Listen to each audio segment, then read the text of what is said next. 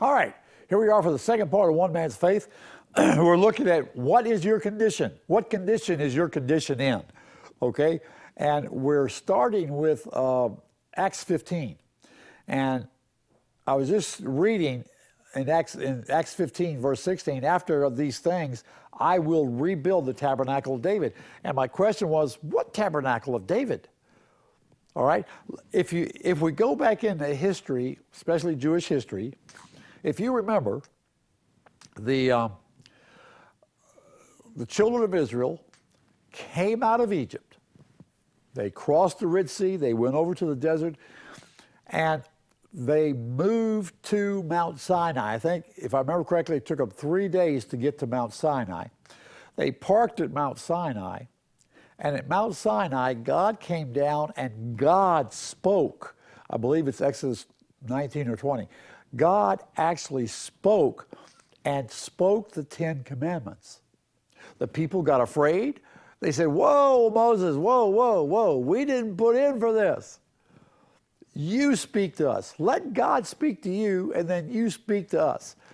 And so after God came down and gave the 10 Commandments, he called Moses up to the mountain, and he started to give him the law. He showed him, he said, listen, I want to be with you. I want to dwell with you. I want to move with you. So I want you to build this. And he gave him the blueprints for the tabernacle. And basically, it was a mobile church. All right, it was where God's presence would be. It would be the place that God would dwell among his people. He says, I want to be with you guys. So build me this place. And it had the tabernacle part, which was made of 2 rooms. The larger room had the menorah, the altar of incense, and the showbread in it. Then there was a blockage, a curtain. I think it was a 6-inch thick curtain. And on the other side of that sat the Ark of the Covenant, which was a box. Ark means really box. It was a box of the covenant. It was a box of wood that was overlaid with gold except for the lid, and the lid was solid gold. It had the 2 cherubim on it and the mercy seat. Now, I don't know if the mercy seat was actually a seat or whether that space between the 2 angels was called the mercy seat. I haven't quite figured that part out yet. Because I don't think most, if you look at most diagrams of the ark, they don't really show a seat. But I think there was a seat there. I think it was supposed to be where God was supposed to sit. And only once a year could the high priest go into that place with blood, sprinkle blood upon it for the atonement. And it happened that he went in on what's called the Day of Atonement, Yom Kippur, which comes in the September-October time frame between the Feast of Trumpets and the Feast of Tabernacles, okay, or booths. And outside the tabernacle structure was the golden laver. It held about 20 or 30 gallons of water, if I remember correctly, for the priest to wash before they went into the tabernacle. And before that was the big altar where they did all the sacrificial offerings that were required by what God gave Moses. Okay, that was the tabernacle of Moses that they carried around with them. And God would show his presence as they were moving through. At night, he would be a pillar of fire coming up out of the tabernacle. By day, he was a cloud over them, bringing protection. This is what allowed the people to see and know that God was with them, is when they saw the pillar and the cloud. And it was set up in the middle of their encampment. There were 3 tribes to the east, 3 to the west, 3 to the north, and 3 to the south. And when they moved, 6 of the tribes went first, the tabernacle, and then the other 6 were behind. And they marched through the wilderness that way, okay? This is what was the tabernacle. All right? Now, but it's interesting. What happened after they settled in the land, they had wars with some of the nations that were around that they hadn't totally obliterated yet, as God had told them to. The Philistines were one. And so they went to battle. One of the kings went to battle against the Philistines, and they decided as they went out, they were going to take the ark with them. Okay? The presence of God. However, they didn't ask God first. And so they took the ark out, and God's presence wasn't there. And the ark was taken. The army was in shambles. They lost the battle, and the Philistines took the ark. Now, they took the ark, and they put it in front of one of their gods. I think it was the god Dagon. And they put it there, and the first night, or after the first night, they came in. Dagon had fallen over like he was bowing to the ark. They put him back up. He did it again. The third time, when they came and they saw the statue of Dagon, his head and hands were cut off.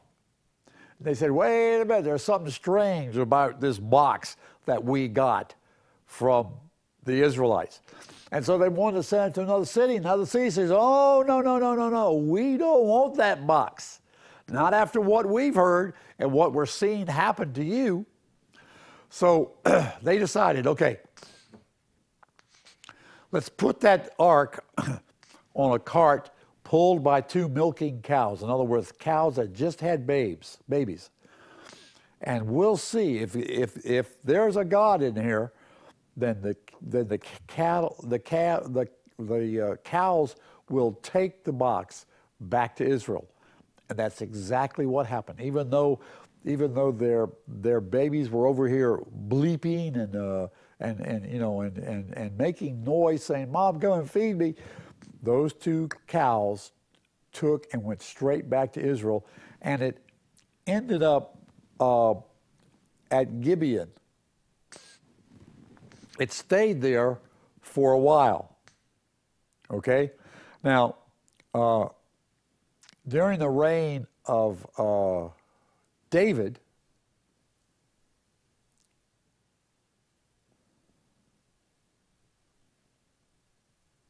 during the reign of, I had to think for a second there. During the reign of David, David moved the ark. Now, in 2 Chronicles 1, it says, "And Solomon and all the assembly with him went to the high place which was at Gibeon, for God's tent of meeting was there, which Moses, the servant of the Lord, had made in the wilderness." Okay? So they called it the tent of meeting. It was at Gibeon. It was the one that servant made. It was the tabernacle of Moses. However, verse 4 says, David had brought up the ark of God from Kiriath Jearim to the place he had prepared for it, for he had pitched a tent for it in Jerusalem. So, that tent is the tabernacle of David. We have 2 tabernacles going here, okay? Because a tabernacle is a tent. It's also a booth. If you remember the Feast of Tabernacles or the Feast of Booths, all right? A tabernacle is just a dwelling place. It's a place where somebody or something dwells. All right, so we have the tabernacle of Moses, which is at Gibeon, and David takes from there the Ark of the Covenant and moves it into his own tent that he set up for it in Jerusalem. So we have 2 tabernacles. Well, what's going to happen? Well, let's look, because if you go back to 1 Chronicles chapter 16, when David moved the ark into its own tabernacle, its own tent in Jerusalem, in chapter 16 of 1 Chronicles, it says, he appointed some of the Levites as ministers before the ark of the Lord. Okay, that's the one in Jerusalem. Even to celebrate, to give thanks and praise to the Lord God of Israel. Asaph the chief, the second to him Zechariah, then Jael and a couple other guys whose names I cannot really pronounce. And Asaph and the rest of these with musical instruments, harps and lyres, which are guitars. And Asaph played drums, loud-sounding cymbals, and Benaniah and Jehaziel, the priest, blew trumpets continually before the ark of the covenant of God. Did you hear what's going on here now? The tabernacle is in Gibeon.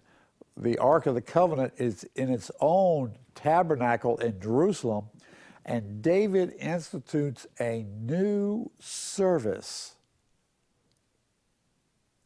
He set up his own priests, not his priests, but he took from the Levites, Asaph and others, and they were to give thanks and praise constantly before the ark with musical instruments, harps, guitars, loud-sounding cymbals, i.e. drums, and trumpets. Listen, all that is not quiet stuff. It was loud before the ark. And that's the ark, or the tabernacle, that God said he's going to raise back up. Whoa. That puts a twist on things, doesn't it? All right, I got to take a break, so let's take that break, and I'll be right back.